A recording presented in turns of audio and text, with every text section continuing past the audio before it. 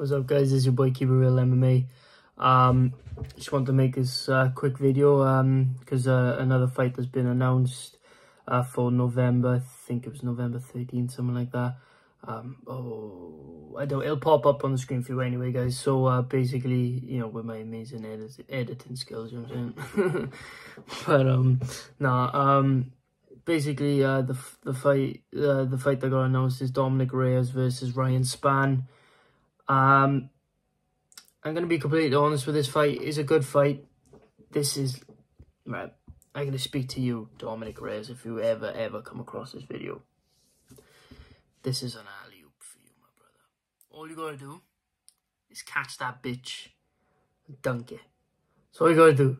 So, I mean, but in all seriousness, this is a good fight for Dominick Reyes. I mean, I think Dominick can easily win this fight, but he can also easily lose it because don't forget, Spann does have crazy power. But Spann's very chinny himself, and is open to a lot of shots, and Dominick Reyes has a very good style to match. Obviously, I'm not going to go into detail until it gets to the card. Speaking of card, I'm going to do the Kamaru Usman versus Leon Edwards card later on in the week, so stay tuned for that. Right now, it is currently 4:05 in the morning on a Tuesday, so yeah, I'll be going to bed after making this video, and then I'll do that maybe Wednesday or Thursday. You know, I like to do it a bit later than most channels, but yeah, so it's a good fight for Dominick Reyes. Obviously, I'm not going to go crazy in detail because at the end of the day, you know, that's for when they're fighting on the card, and I go in depth detail from the prelims all the way up to the main card. That's when I'll predict him versus Spann in a more detailed way.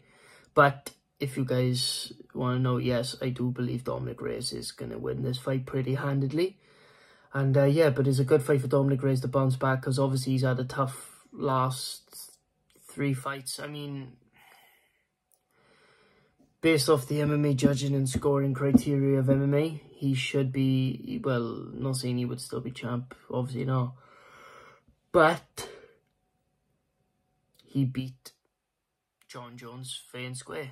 He should have won 3 rounds to 2. Jon Jones won round 4 and 5. Dominick Reyes won 1, 2, and 3. And they gave it to Jon Jones. A lot of people saying it was robbery, because it was. It was one of the biggest robberies of 2020, if not the biggest robbery of 2020. It's mad to think that Jon Jones hasn't fought since 2020, because he's been moving up the heavyweight. I mean, he should move up by the end of the year, hopefully fighting Stipe, so that'll be a good fight. But yeah, I mean, crazy in my opinion, you know what I'm saying? It's crazy on the fact that Dominick Reyes could have been champ, and it's crazy how he's lost 2 in a row since that fight and been knocked out twice. But yeah, obviously then, you know, he gets a robbery against him, but he gets another shot at the title against Jan Blachowicz. Jan lands a perfect left. Well, Jan clearly wins the first round very dominantly. Jan then catches him with a left hook, wobbles him, drops him, puts him down, TKOs him. Unlucky. Gives then a shot against a rising contender in Yuri Prohaska. Gives Yuri a big opportunity to, you know, for him, but also an opportunity for Reyes to shut down the hype. And Yuri spinning elbow KOs him out cold.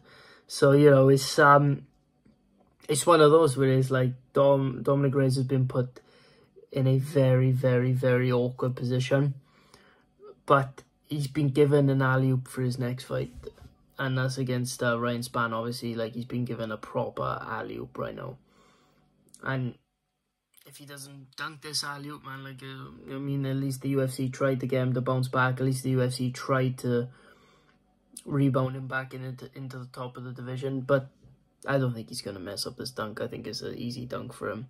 So, yeah, it's a good fight for Dominick Reyes. I'm glad that he took the fight. And it's also a great opportunity for Spann if he is able to get the win. So, obviously, Spann's coming off a big win against Ion Cutelaba. Yeah, I mean, he got knocked out.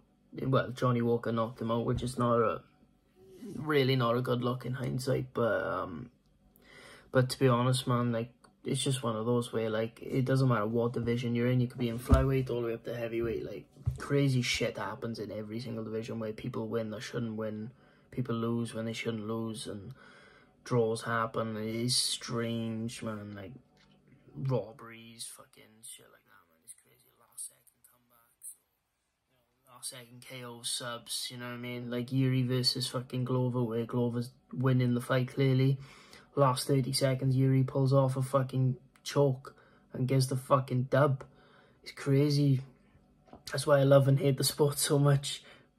It's an amazing sport, but it's so shit at the same time. But that's why I love MMA. But yeah, the video's not just about that. I also want to give a shout, like a tribute to somebody. I know it's not technically, it's not UFC related, because obviously the reason it's not UFC related is because he no longer fights in the UFC. But at the same time, he did very well in UFC. Had 2 title shots, I believe, against Robbie Lawler. You know who I'm talking about, Rory MacDonald. Rory MacDonald obviously decided to retire from MMA after his TKO loss, and all glory to God for him. And I hope that he, enjoys everything with his family, because at the end of the day, man, he had a great career, man, and he did his best and almost got the title. So at the end of the day, can't fault him, gotta respect it. So I respect a legend like that. So yeah, shout out to Rory MacDonald that way. And before I wrap up this video, I don't know if any of you guys see the news, but Shane Burgos has signed with the PFL. If we're staying on the topic of PFL, Shane Burgos has decided to sign with the PFL. He said it was a hard decision, but the money was there, and they offered way more than UFC, so it was fair enough. All glory to him too, all glory to God for him, and yeah, I hope he does well in his PFL career. But anyway, guys, I hope you enjoyed the video. The views have been going up lately, so please keep it going. Please hit the like button. Please subscribe. I hope to see you guys, blow up this video too.